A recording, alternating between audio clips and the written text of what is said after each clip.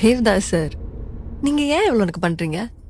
என் மூச்சவ பேச்சவ பேர் சொல்லும் அழகவ எனக்குள்ள கலக்குற ஆக்சிஜன் அளவ யாரவ நூத்துக்கு நூறவ அவதான் என்னவளா அடைச்சி வச்ச குண்டு இப்ப திறக்குது போல் இழிஞ்சு என்ன பட்டாம்பூச்சி பறக்குது வா உயரம் என்ன யாரு இப்ப அளப்பது நீ பிறந்து வந்த ஏக்கோ இங்க பரப்பரே